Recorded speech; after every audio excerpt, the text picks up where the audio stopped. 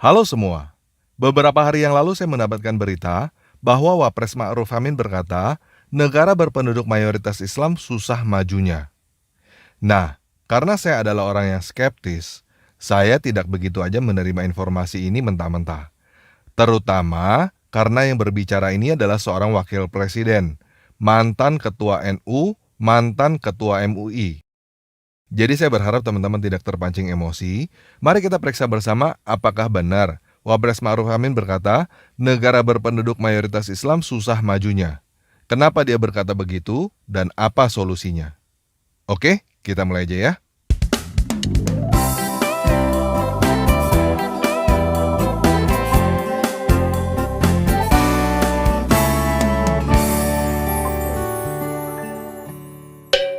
Nah, pertanyaan pertama, apakah benar Wapres Ma'ruf Amin berkata, negara berpenduduk mayoritas Islam susah majunya?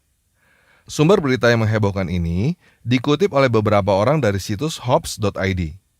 Dikatakan di dalam artikel itu bahwa Wapres Ma'ruf Amin menyampaikan hal itu pada hari Senin 11 Mei 2020, ceramah yang disiarkan TVRI di Citat Antara.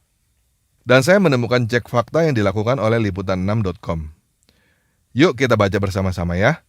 Beredar kabar yang mengklaim bahwa Wakil Presiden Ma'ruf Amin mengatakan negara berpenduduk mayoritas Islam susah majunya. Pernyataan berikut merupakan judul artikel situs hops.id.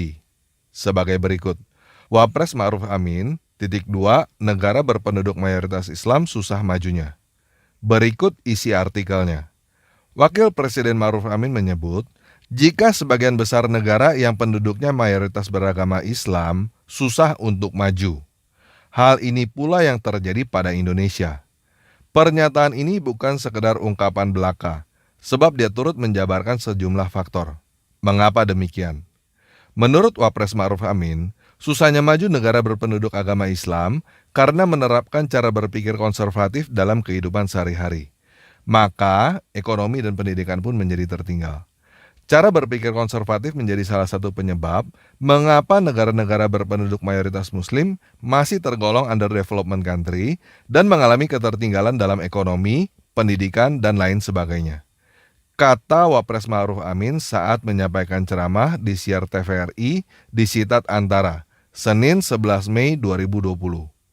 Wapres Ma'ruf Amin kemudian menilai cara berpikir tersebut semakin berkembang akhir-akhir ini. Khususnya ketika muncul kelompok-kelompok masyarakat yang berpikir bahwa kemurnian Islam harus dibangun dengan cara tekstualis. Cara berpikir seperti itu memang sudah berkembang akhir-akhir ini. Ketika isu kemurnian Islam harus dibangun dengan kemudian kita mengalami kemunduran berpikir dan mengarah pada cara pikir yang tekstual, katanya. Kelompok konservatif tersebut, lanjut Wapres Ma'ruf Amin, biasanya menolak adanya perkembangan ilmu pengetahuan dan teknologi karena dianggap tidak sesuai dengan pemahaman mereka terhadap ajaran agama Islam secara tekstual.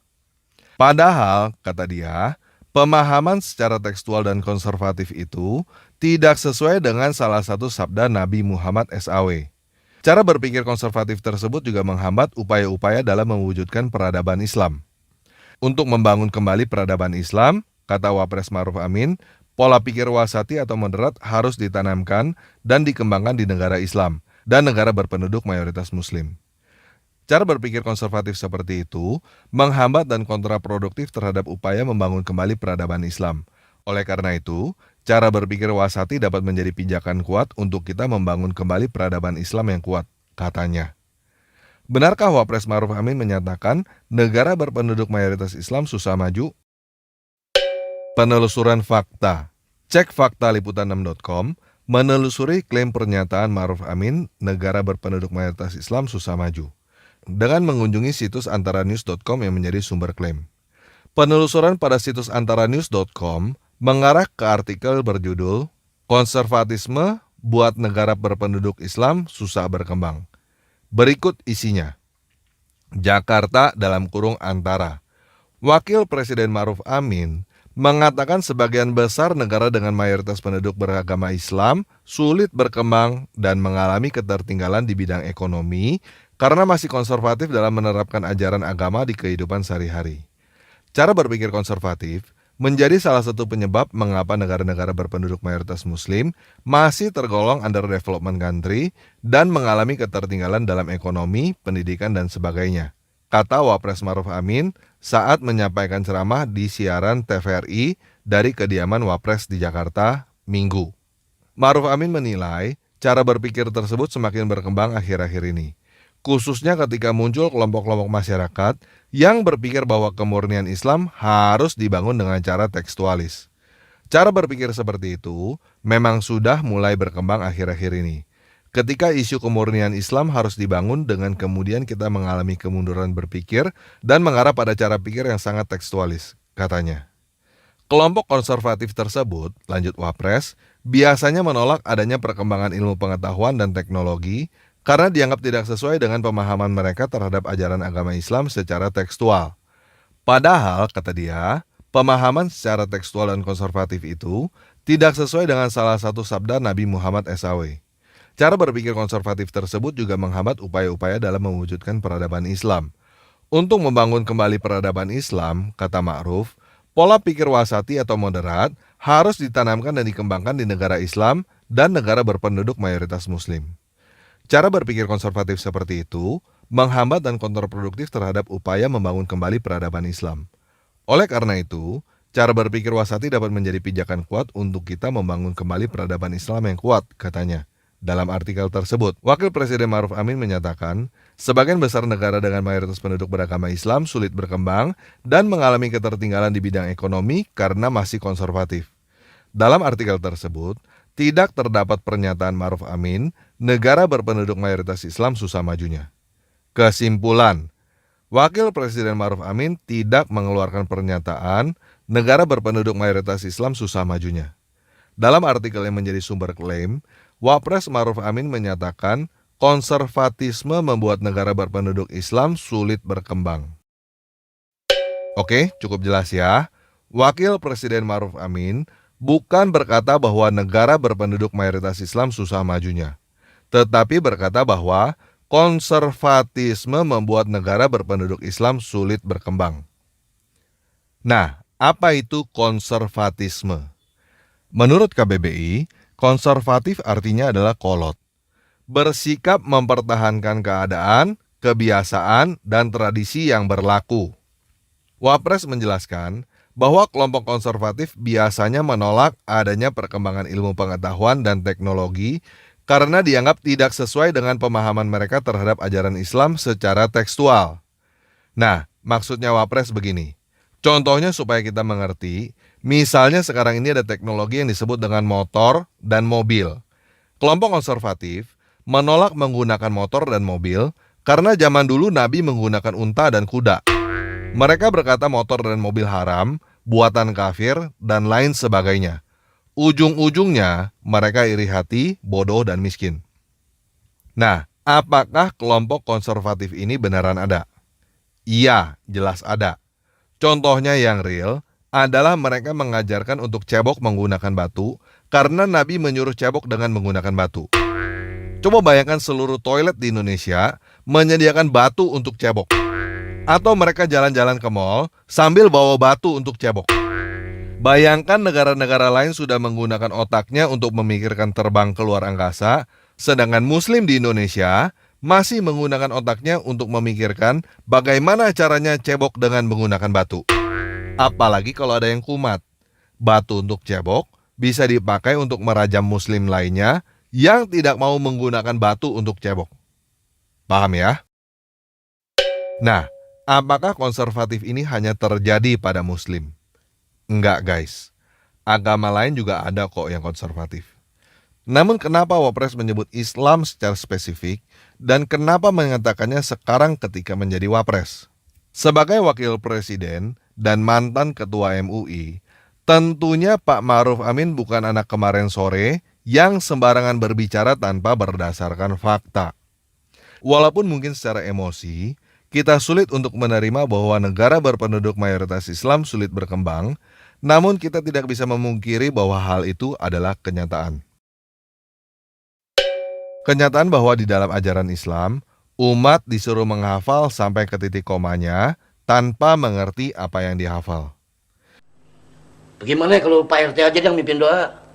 Wah, maaf deh, saya nggak biasa. Bagaimana kalau situ aja? Ih, kan saya kagak bisa. Paman ente aja, dia kan orang Arab, pasti bisa. Iya, عمي اقرأ الدعاء تفضل. أنا لا أستطيع أقرأ الدعاء يا سعيد لأنني لم أتوب إلى الله وأني أخاف إن دعائي لن يتقبل الله ولو كان هو بسم الله الرحمن الرحيم. آمين. ما هذا؟ نحن نتكلم هم يقولون آمين. أستغفر الله العظيم. آمين. كيف الحال هذا؟ ما شاء الله. آمين. أنتم كلكم جاهلون لا تفهمون العربية. نحن نتكلم وأنتم تقولون آمين. آمين آمين آمين يا رب العالمين. Hal ini tidak bisa tidak, pasti akan menghasilkan umat yang tekstual dan konservatif. Karena memang diajarkan untuk menghafal teks tanpa mengerti. Kenyataannya, bahwa semakin seseorang mendalami agama Islam, semakin seseorang menghafal Al-Quran, dia akan semakin tekstual dan semakin konservatif.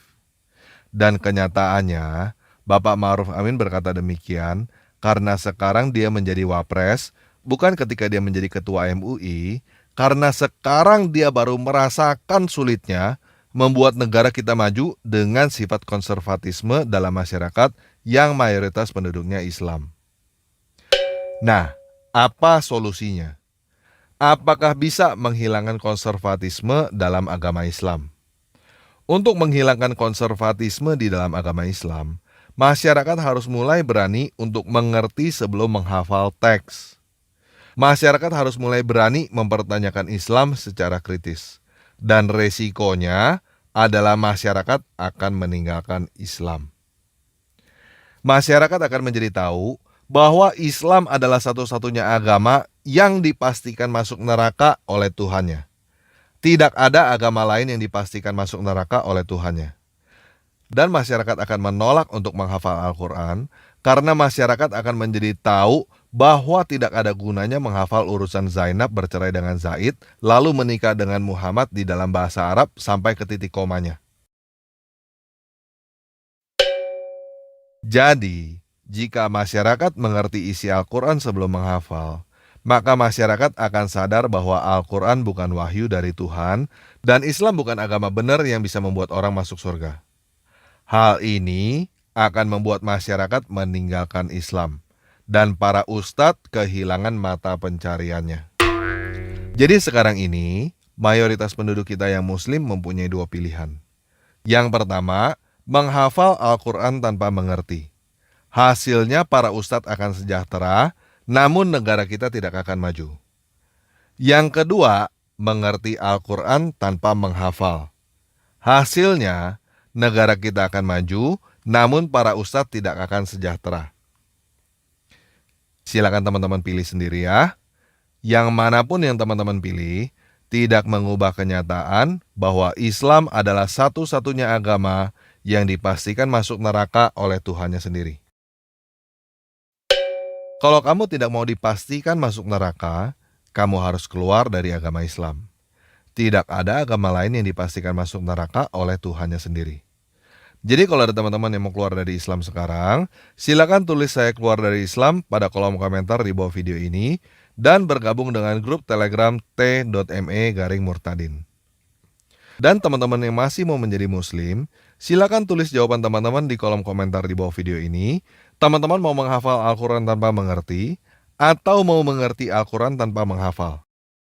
Cara yang terbaik adalah menggabungkan kedua-duanya. Pertama istijmar pakai batu dahulu, baru kemudian cebok pakai air. Kenapa dengan istijmar terlebih dahulu? Maka kotoran lebih sedikit. Yang kedua, tangan kotor pun sedikit karena sudah dikurangi dengan batu. Setelah itu baru cebok. Pakai batu dulu baru cebok. Ini yang terbaik. Istinja. bagaimana bersuci atau beristinja dengan batu. Udah pernah belum nyobain beristinja dengan batu? Tuntunan Rasul itu dilihat. Makanya lakad, jangan pernah ragu dengan tuntunan Rasulullah SAW. Untuk bab kali ini saya punya edisi spesial karena kita dapat kiriman dan kita akan melakukan unboxing untuk bagaimana caranya istinja. Kita lihat di sini, ini unboxing yang dikirim oleh salah seorang hamba Tuhan yang tidak mau disebutkan namanya. Di sini tertulis jelas, jangan dibanting. Jangan dibanting di sini. Dari packingnya sih ini sangat memalukan ini packingnya. Ini dia tidak niat kayaknya nih. Tapi nggak apa-apa, sebagai YouTuber awam yang subscribernya masih 10, saya tetap harus sombong. Kita mulai aja unboxingnya. Kita buka.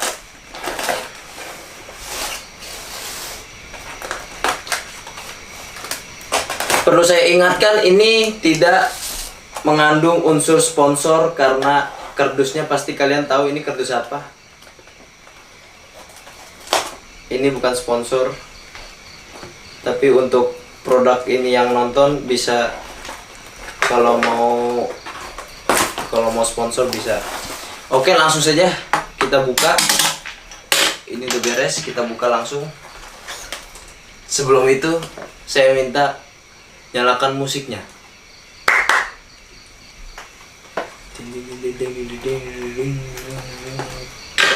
Belum lagi. Ini masih belum. Oke, ulang. Musik.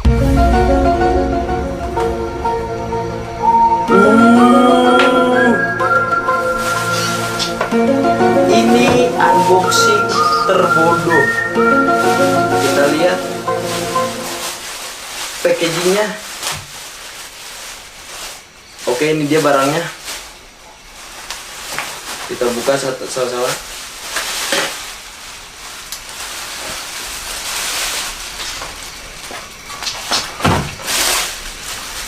Dan ini pakai ponco. Bungkusnya pakai ponco. Oke, ini dia, yaitu ini adalah batu untuk istinja. Oke, sekian video kali ini. Yesus Kristus Tuhan kita memberkati.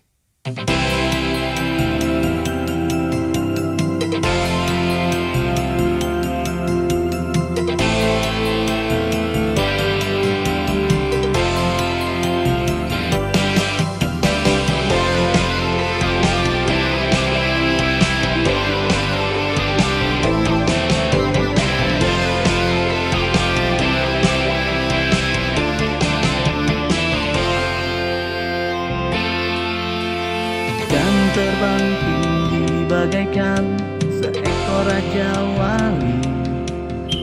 Walaupun badai topan menerpa, bukan lalu.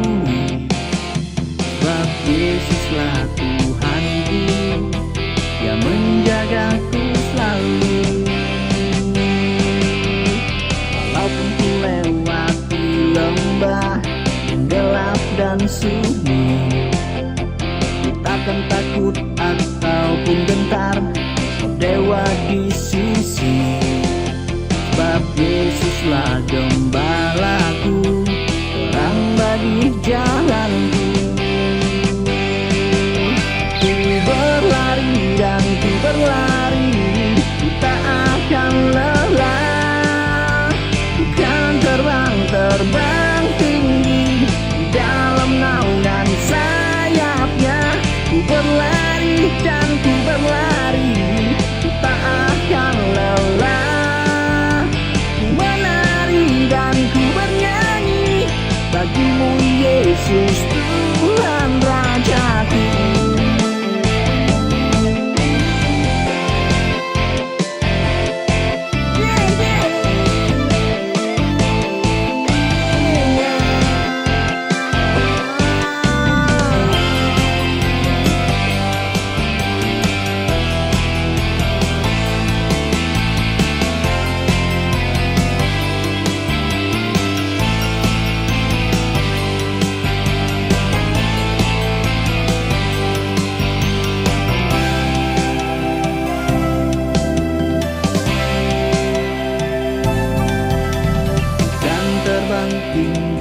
bagaikan seekor raja wali. Walaupun badai topan menerpa, ku kan lalui. Sebab Yesuslah Tuhanku yang menjagaku selalu. Walaupun kanan kiriku rebah, ku tak akan goyah.